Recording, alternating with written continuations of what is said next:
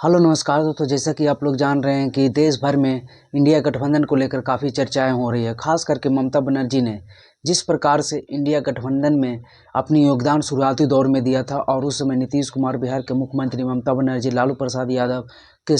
ने मिलकर कांग्रेस को एकजुट किया और साथ ही विपक्षी दल जो भी महाराष्ट्र में शिवसेना हो, एनसीपी हो या फिर अन्य जो विपक्षी दल हैं, डीएमके हो, तमिलनाडु के, सभी को मिलाकर इंडिया गठबंधन तैयार किया गया है। लेकिन फिलहाल में जो अभी खबरें आ रही है खास करके बंगाल को लेकर, क्योंकि जिस प्रकार से राहुल गांधी की न्याय यात्रा चल रही है पूरे भारत में, मणिपुर से न्याय यात्रा शुरू होकर असम के रास्ते होते हुए, और जिस प्रकार से कल असम की सरकार ने राहुल गांधी पर एफआईआर दर्ज कर लिया, फिर वो राष्ट्र आज बंगाल में प्रवेश करेगी। उससे पहले ही इंडिया गठबंधन को एक बहुत बड़ा झटका लग गया है और इंडिया गठबंधन में जो प्रमुख दल में से थे, जैसे नीतीश कुमार, लालू यादव तो बिहार की तरफ से थे, बंगाल की जो प्रमुख पार्टियां हैं यानी टीएमसी, ममता बनर्जी की पार्टी, उन्होंने इंडिया गठबंधन से निकलने का ऐलान कर दिया है। और इसका सबसे प्रमुख कारण ये है कि इंडिया गठबंधन में जिस प्रकार से आपसी मतभेद है, क्योंकि बंगाल की इतिहास आपको जानना होगा। बंगाल में जिस प्रकार से ममता बनर्जी ने लेफ्ट पार्टियों को हराकर अपने आप को सत्ता में स्थापित की, और ये तीसरी बार है जो उन्होंने मुख्यमंत्री बना। उससे पहले लेफ्ट पार्टी के मुख्यमंत्री था। तो ममता बनर्जी का मुख्य लड़ाई लेफ्ट पार्टी के साथ है, और उससे पहले लेफ्ट पार्टी ने कांग्रेस को हराकर सत्ता में हासिल की थी। उसके बाद कांग्रेस और लेफ्ट पार्टी में जिस प्रकार से गठबंधन है, और ममता बनर्जी का वोट बैंक लेफ्ट के खिलाफ ही बना है, और अगर लेफ्ट, कांग्रेस और ममता तीनों एक साथ हो जाते हैं तो इससे बीजेपी को पूरा एक रास्ता मिल जाएगा बंगाल में अपने विस्तार करने का, और ममता बनर्जी को अपना वोट बैंक खोना पड़ेगा, क्योंकि लड़ाई लेफ्ट से है और लेफ्ट के साथ ही इलेक्शन मिलकर लड़ेंगे। तो बंगाल में यहाँ पेच फंस रहा है, क्योंकि ममता बनर्जी का कहना यह है कि लेफ्ट को छोड़कर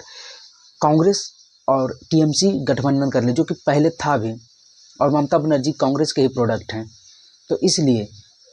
पश्चिम बंगाल में मामला फंस रहा, और ममता बनर्जी ने खुले तौर पर यह ऐलान कर दिया है कि वो अब इंडिया गठबंधन में नहीं रहने वाले हैं। और इससे पहले आपको ये भी बताते चले कि इंडिया गठबंधन की तरफ से जो प्रमुख पार्टियां हैं, कांग्रेस, उसकी जो न्याय यात्रा निकल रही है, राहुल गांधी की जो कल बंगाल में प्रवेश करें, उसका न्योता भी ममता बनर्जी को नहीं मिला। काफ़ी जगह पर यह चर्चा हो रही थी कि क्या इन राहुल गांधी के न्याय यात्रा वाले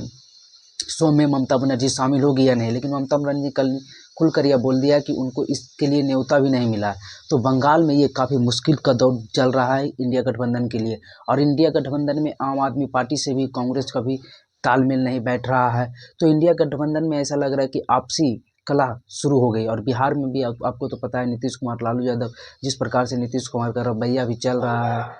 तो ये देखने वाली बात हुई कि नीतीश कुमार इंडिया गठबंधन के साथ बने रहते हैं या फिर एनडीए की तरफ भाग जाते हैं। तो देखने वाली बात ये होगी। और जिस प्रकार से ममता ने इंडिया गठबंधन से बाहर होने का रास्ता चुना है, ये काफ़ी बहुत बड़ा झटका है इंडिया गठबंधन के लिए। अब 2024 का इलेक्शन जिस प्रकार से सर पर है, और एनडीएम की तरफ से प्रधानमंत्री नरेंद्र मोदी का फेस जिस तौर से पूरे भारत में चल रहा है राम मंदिर के उद्घाटन के बाद, तो एनडीए से लड़ने के लिए पूरे विपक्षी दल को एक होना ही चाहिए। लेकिन जिस प्रकार से उन्होंने इंडिया गठबंधन से ममता बनर्जी हटे हैं, इंडिया गठबंधन को कमजोर होना तो तय माना जाएगा। चलिए ऐसे ही वीडियो देखने